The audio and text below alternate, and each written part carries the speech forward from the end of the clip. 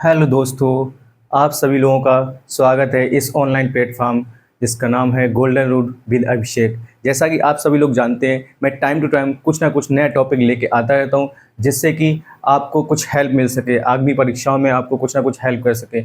इस बार मैं एक टॉपिक लेके आया हूं जिसका नाम है व्रत। व्रत इसी को सर्किल कहते हैं, व्रत को ही हम सर्किल भी कहते हैं अंग्रेजी में, और हम लोग हिंदी में इसको व्रत कहते हैं। ठीक है, तो आप व्रत व्रत के बारे में पहले थोड़ा जान लो। ये व्रत जो है, ये गोल आकृति जो होती है, ये व्रत होती है। बिल्कुल गोल आकृति ये व्रत होती है। जैसे आपके घर में आपकी मम्मी चूड़ी पहनती हैं, वो व्रत आकार की ऐसे गोल गोल होती है। ठीक है, तो अब व्रत के अंदर कुछ व्रत की प्रॉपर्टीज मैं बता देता हूँ पहले। तो व्रत के अंदर जो व्रत का एक मूल बिंदु होता है, मूल बिंदु से लेकर और उसकी एक किनारी, इस किनारी को परिधि बोलते हैं। इस किनारी तक जो रेखा होती है उसको बोलते हैं त्रिज्या। ये जो यहाँ पे त्रिज्या लिखा हुआ है, ठीक है।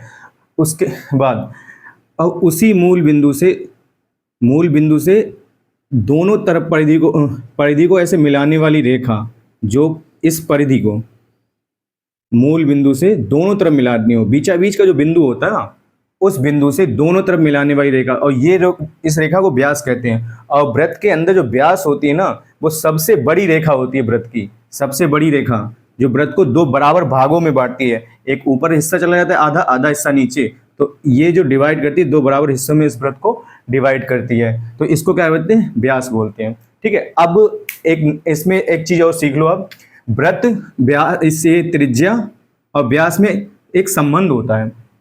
क्या संबंध है ये देख लो।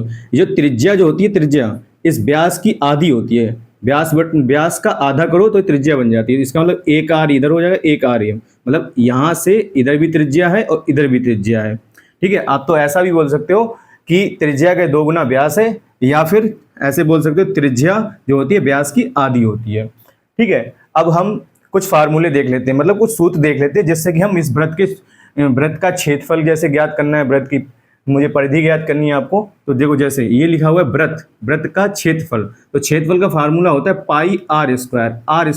आर समझ लो, ये त्रिज्या का वर्ग एक तरीके से, और ये आर स्क्वायर। ठीक है, परिधि, व्रत की परिधि किसे कहते हैं? अभी मैंने बताया था, ये किनारी जो होती है व्रत की परिधि होती है। तो परिधि को हम कैसे, परिधि का सूत्र क्या बनाया है यहाँ पे? 2 पाई आर। ठीक है, अब आप लोग ये समझ लो ये पाई क्या है। ठीक है, तो ये देख लो पाई क्या है, यहाँ पे समझ लो। पाई की 2 वैल्यू होती हैं। एक तो पाई बराबर होता है 3.14, लगभग में होता है ये मान जो होता है लगभग, क्योंकि ये मान जो है ना बहुत बड़ा होता है।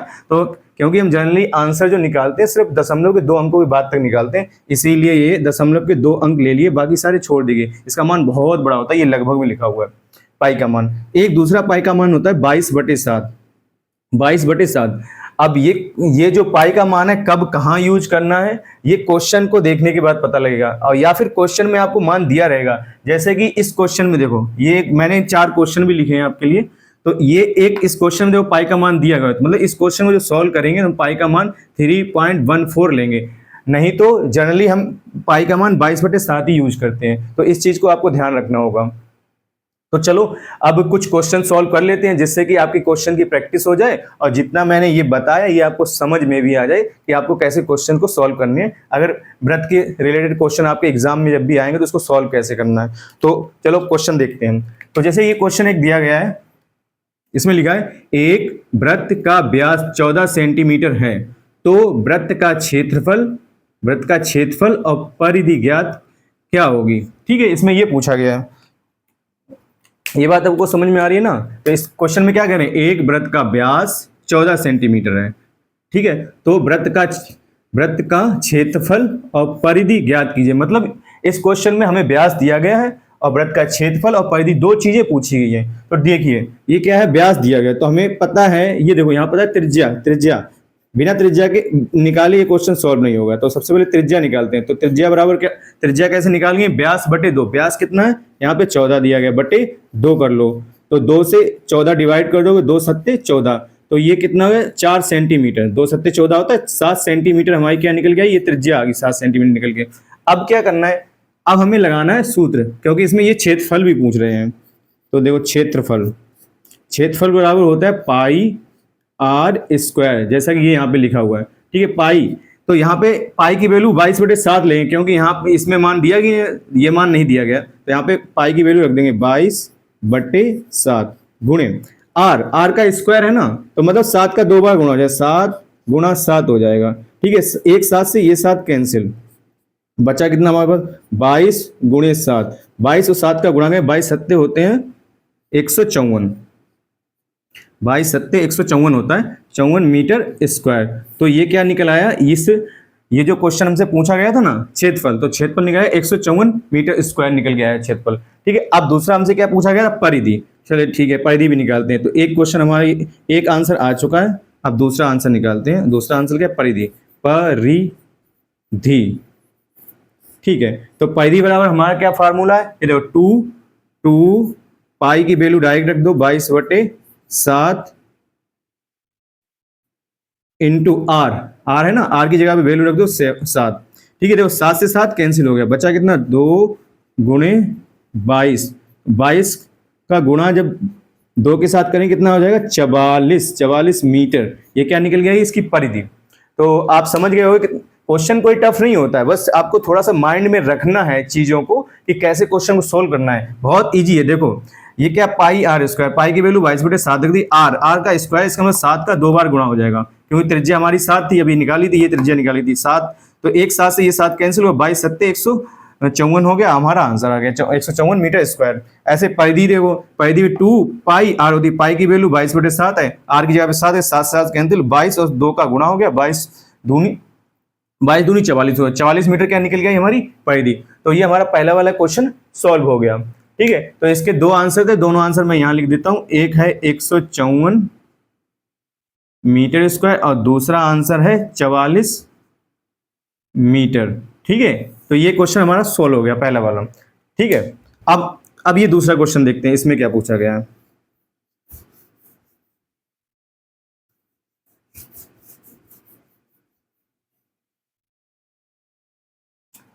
जरा ध्यान है, रुकिए, भागिए मत, ध्यान से देखिए।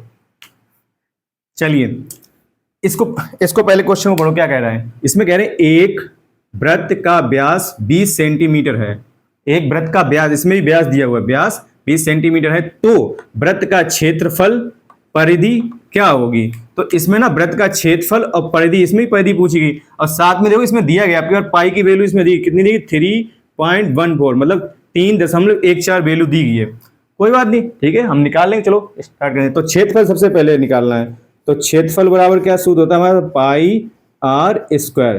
ठीक है, पाई की वैल्यू कितनी है 3.14, 3.14 और गुणे आर स्क्वायर है, आर स्क्वायर का आर स्क्वायर, उसकी जगह पे इस बार इसमें क्या निकले 20 सेंटीमीटर, अभी व्यास है, रुक जाओ, अभी त्रिज्या हमने निकाली नहीं, पहले त्रिज्या निकालते हैं। तो देखो त्रिज्या बराबर क्या होता है, त्रिज्या बराबर क्या होता है, व्यास बटे 2, तो व्यास कितना है 20/2 करेंगे, 2 से ये कैंसिल करेंगे तो कितना हो जाएगा आधा, व्यास का आधा, तो हमें 10 सेंटीमीटर हमारी क्या त्रिज्या निकल गई। ठीक है, यहाँ पे वैल्यू रोक देते हैं 10 गुणे 10, क्यों 2 बार 10 का गुणा क्यों, क्योंकि आर स्क्वायर है, इस चीज को ध्यान रखना। ठीक है, तो 3.14 गुणे, इनका गुणा हो जाएगा 10 का 10 में, तो ये 100 हो जाएगा, कितना हो जाएगा 100। अब देखो इस 100 का गुणा 3.14 में करेंगे तो ये 2 बिंदी हटेंगी और यहाँ का दशमलव भी हट जाएगा, तो आंसर आ जाएगा 314, मतलब 314 सेंटीमीटर में, तो सेंटीमीटर स्क्वायर। ठीक है, ये हमारा क्षेत्रफल निकल गया है, पहला क्वेश्चन हमारा सोल्व हो गया। त्रिज्या हमारी 10 सेंटीमीटर है। अब क्या इसमें पूछेगी परिधि, फिर इसमें भी परिधि पूछेगी। ठीक है, तो दूसरा आंसर निकालते हैं।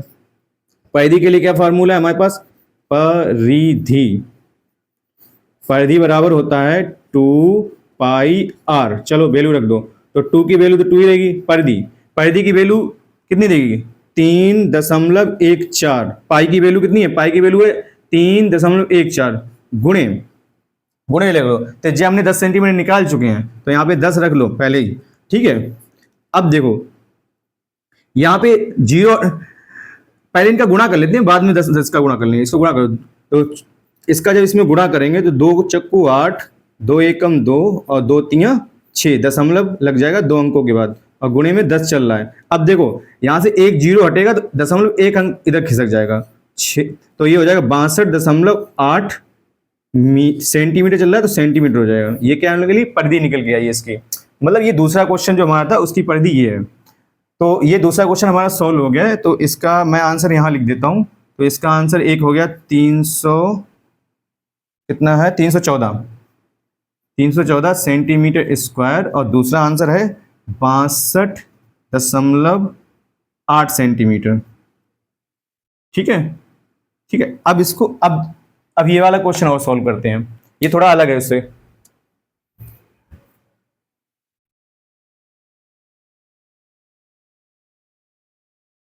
अब तीसरा क्वेश्चन देखते हैं। देखो तीसरा क्वेश्चन में क्या कह रहा है, एक वृत्त का क्षेत्रफल 154 मीटर स्क्वायर है, तो वृत्त की त्रिज्या व परिधि ज्ञात कीजिए।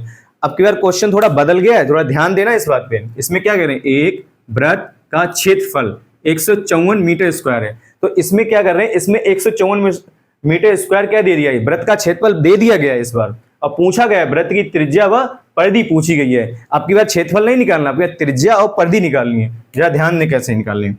तो देखिए ये वाला क्वेश्चन यहां सोल्व कर रहा हूं, जरा ध्यान देना। तो सूत्रफल क्या होता है हमारा, पाई आर स्क्वायर। क्षेत्रफल का सूत्र क्या होता है, पाई आर स्क्वायर। ठीक है, वैल्यू रख दो, क्या दिया गया हमें 154 मीटर स्क्वायर दिया गया। ठीक है, पहले इसको सोल्व करते हैं, यहां से त्रिज्या निकाल लेते हैं। हमें पाई की वैल्यू कितनी होती है, 22/7 गुणे आर स्क्वायर बराबर 154। ठीक है, अब इसको यहां इस तरफ देखना है ध्यान पे, इस पक्ष की चीजें जो भी गुणा में होती है, जो चीज बटे में होती है वो इसके साथ गुणा में चली जाएगी, और जो यहाँ पे गुणा में होती है वो भाग में चली जाती है। तो ये चीज जरा ध्यान से समझना, ये कैलकुलेशन है, ये आपको थोड़ा सीखना ही पड़ेगा, इसका कोई शॉर्टकट नहीं है। ठीक है, तो देखो ये 7 तो चला, जो नीचे यहाँ भाग में होता है वो ऊपर जाके गुणा में हो जाता है, जो गुणा में होता है वो भाग में चला जाता है, ये 22 नीचे आ जाएगा। ठीक है, अब देखो 22 का पारा मुझे तो याद है, आप लोगों भी सीख लो। 22 सत्य होता है, 22 से कम 22 सत्य होता है 144। तो यहाँ पे कितने हो गए, 7 गुणे 7 बचेंगे। देखो ध्यान देना, 22 सत्य 144, तो 7 बार कट गया ये, 7 गुणे 7, 7 2 बार हो गया। तो देखो आर स्क्वायर बराबर 7 2 बार था, 7 का भी स्क्वायर कर दो, स्क्वायर स्क्वायर कैंसिल, तो आर बराबर कितना निकल गया, 7 मीटर चल रहा है। ठीक है, तो इस क्वेश्चन में जो त्रिज्या पूछी गई, त्रिज्या हमने निकाली, तो हम यहाँ पे त्रिज्या लिख देते हैं, इसकी कितनी निकल गई, 7 मीटर निकल के आई। ठीक है, अब उसके बाद क्या पूछा जा रहा है हमसे, परिधि। त्रिज्या तो हमने निकाली, आर बराबर हमने निकाल के इसको रख दिया, अब परिधि का मान पूछ रहा है, तो हम परिधि का मान यहाँ से निकाल लेते हैं। परिधि अब निकालना आसान है, क्योंकि 7 हमें वैल्यू पता है, वैल्यू हमें 7 पता है, तो परिधि निकालना बहुत आसान हो गया। ठीक है, तो हम यहाँ पे परिधि भी निकाल लेते हैं उस क्वेश्चन की। देखो जैसे परिधि का फार्मूला क्या होता है, 2 पाई आर। ठीक है, 2 तो 2 रखा है, 2 रखा है, तो पाई की वैल्यू कितनी होती है, 22/7। ठीक है, आर की वैल्यू कितनी है, 7, 7 से 7 कैंसिल, तो बचा कितना, 2 गुणे 22। ठीक है, अब 22 का 2 में गुणा करो, 22 दूनी 44 मीटर, तो मतलब परिधि कितनी निकल गया, ये 44 मीटर। इस क्वेश्चन में 44 मीटर क्या निकल परिधि। तो देखो तीसरा क्वेश्चन में हमसे त्रिज्या पूछा गया, परिधि पूछी गई, परिधि निकल आई, वृत्त का क्षेत्रफल 154 मीटर स्क्वायर दिया गया था। ठीक है, अब ये एक आखिरी क्वेश्चन और कर लेते हैं, इसको भी जरा ध्यान से देखना। तो ये मैं हटा देता हूं, चलो आखिरी क्वेश्चन है, देखते जरा ध्यान से। इसमें क्या पूछा गया, देखो इसमें क्या कह रहे हैं, एक वृत्त की परिधि 44 मीटर है। इसमें क्या है, इसमें वृत्त की परिधि 44 मीटर दी गई है। ठीक है, उस वृत्त का क्षेत्रफल व त्रिज्या ज्ञात कीजिए। अब की बार देखना क्या किया गया, उसमें क्षेत्रफल दिया गया था, तब उन्होंने हमसे क्या पूछा, त्रिज्या और परिधि पूछ दी। इस बार क्या कर दिया इन्होंने, इस बार इन्होंने परिधि हमको दे दी है, अब क्या पूछ रहे हैं, वृत्त की त्रिज्या और क्षेत्रफल पूछ रहे हैं। चलो ठीक है, हम इस क्वेश्चन को यहां लगाता हूं मैं, जरा ध्यान से देखना। तो देखिए वृत्त की परिधि, परिधि का फार्मूला क्या होता है, 2 पाई आर। ठीक है, और इसके बराबर क्या दिया है, 44 दिया गया है। 44 किसमें, मीटर में लिखा हो, तो मीटर लिख लो इसको। ठीक है, अब इसको सॉल्व कर दो, तो 2 गुणे 22/7, पाई की वैल्यू रख दी यहाँ पे, आर बराबर 44। ठीक है, अभी मैंने थोड़ी देर पहले बताया था, जो चीज नीचे भाग में होती है वो उधर आके गुणा में चली जाती है, तो 44 गुणे 7 हो जाएगा। ठीक है, और जो चीज यहाँ पे ऊपर गुणा में वो सब नीचे भाग में चली जाती है, 2 गुणे 22। ठीक है, अब देखो इसको सोल्व कर दो, 22 दूनी 44, 2 से 2 कैंसिल हो गया, बराबर कितनी त्रिज्या निकल गई, 7 मीटर। तो इस वाले क्वेश्चन का आंसर में त्रिज्या कितनी आ गई हमारी, 7 मीटर। ठीक है, और पूछा गया वृत्त का क्षेत्रफल पूछा गया। ठीक है, क्षेत्रफल का सूत्र क्या होता है, पाई आर स्क्वायर। तो पाई की वैल्यू हमें कितनी पता है 22/7 रख दी। आर की वैल्यू 7 है, ये अभी निकाली थी त्रिज्या यहाँ पे, तो 7 × 7। देखो 7 से 7 कैंसिल हो गया। अब क्या है 22 × 7, तो 22×7 कितना होता है 154 मीटर स्क्वायर। ये इसका क्षेत्रफल आ गया। इसका क्षेत्रफल 154 मीटर स्क्वायर। तो आप लोग समझ गए कि अब वृत्त में कैसे आपको क्वेश्चन 3-4 तरीके से क्वेश्चन बनता है, वो मैंने बता दिया। देखो इसमें व्यास दिया गया है और इसमें क्षेत्रफल और परिधि पूछी गई थी, वो आपने सीख ली।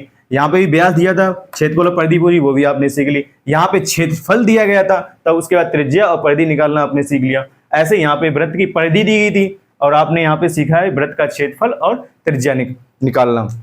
ठीक है, आप ऐसे ही मेरे चैनल से जुड़े रहिए। आपको हर बार कोई नया टॉपिक लेके आऊंगा जिससे आपको कहीं ना कहीं हेल्प मिले, तो आप इसी तरीके मेरे चैनल से जुड़े रहें। Thank you very much. फिर से मिलते हैं किसी नई टॉपिक के साथ।